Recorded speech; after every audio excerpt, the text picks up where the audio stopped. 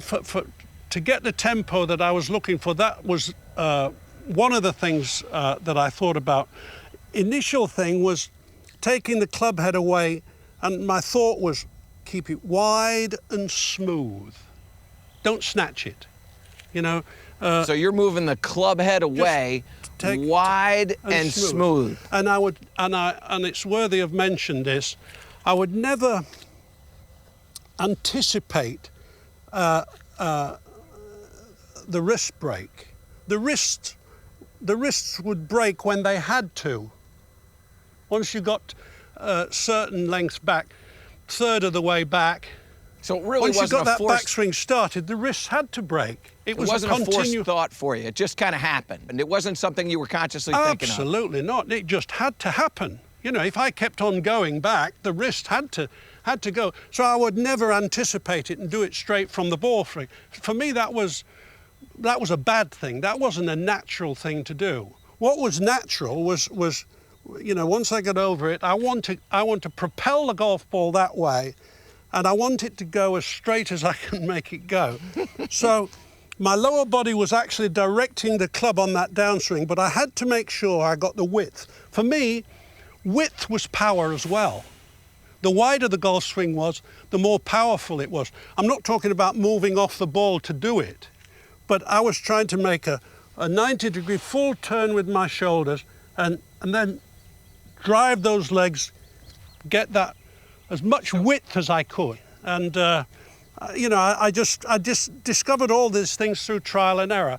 But wide and smooth was the last swing thought I had on the 18th tee when I won at Lytham, under all that pressure, and it stood by me all the years. I knew I had to get this part of it where I wasn't breaking the club, I wasn't snatching it. It was just what the club. I was in a good position at the ball.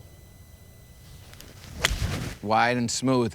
And as the lower body starts to initiate the downswing, that also helps to keep that tempo, right? Because the upper body's the one that's going to throw the tempo out of whack, right? The power's harnessed here behind the ball. Now, all I've got to do is let it happen. And, you know, you're hitting through it, not at it, through it. Such an important thing for people to remember is that you've got to go through that, not to it. A lot of club golfers see the ball as the target and they go at it and spend all the speed back in here, you know. So it's rather like the karate, you know, hit through the object, not at it. Yeah, you'll break your hand, right? When we come back, we're going to talk a little bit about one of Tony's favorite swing thoughts to control the face so that you can make that golf ball go exactly where you're looking every single time. You don't want to miss it. The instruction doesn't end here. For more tips from me and other great golfers, go to golfchannel.com.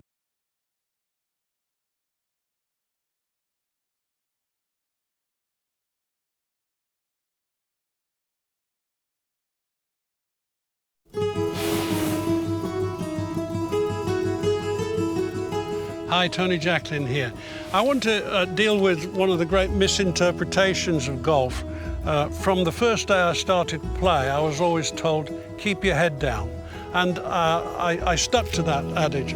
A lot of people misinterpret it though, and they keep the head down so long it restricts their ability to get through the ball. What you really have to do is watch the golf ball being hit. Once the clubs reach the back of the golf ball and the golf ball's gone, it's perfectly fine to bring your head up. But everybody says from day one when you stop, keep your head down, don't forget to keep your head down. And I remember pictures of President Eisenhower, who was a great avid golfer, keeping his head down to such a degree that he restricted his ability to follow through and thereby get the power that generated that he should. So watch the ball being hit, don't necessarily keep your head down.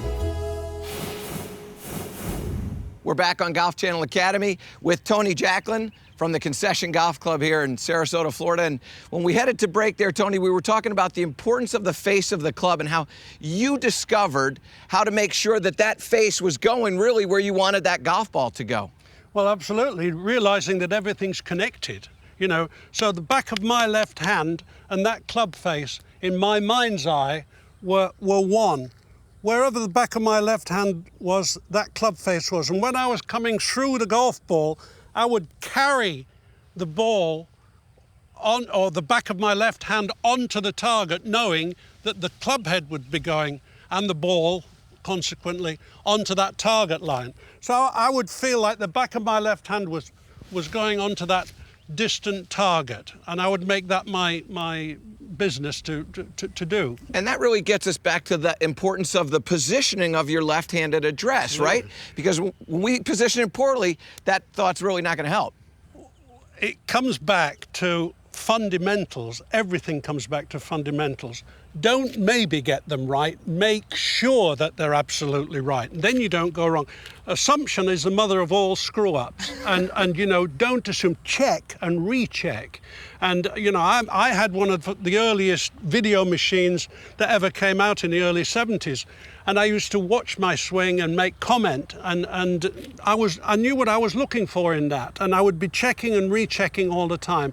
Very, very important. The same thing with the alignment, and don't assume that you're aimed properly. Check it and recheck it. So when you come through here, and we want to see you hit one, when you're coming through there with that great tempo, that wide and smooth, the back of that left hand is just going down the line towards the target there. I pick the flag, say, I'm looking at the top of the flag and I'm turning smooth and slow. And my left hand is carrying the ball onto the target. And I would, with a driver in my hand, I would probably pick a spot on the horizon, on the far horizon, bearing in mind I'm trying to keep it wide. So if I pick the horizon because it's far away, and I would lead that left hand, back of the left hand, knowing that it was connected. And such a simple thought, too. And again, you know, back to your father, his thoughts of the importance of simplicity in the golf swing to be successful. It had to be simple. If it was complicated, I knew it was wrong. Well, Tony, thank you so much for spending time with us today. I know a lot of people got a lot of great stuff out of this. Very well done. Thank you so much. And certainly we want to thank the Concession Golf Club for allowing us to come down here. We want to thank you for watching. We'll see you next time on Golf Channel Academy.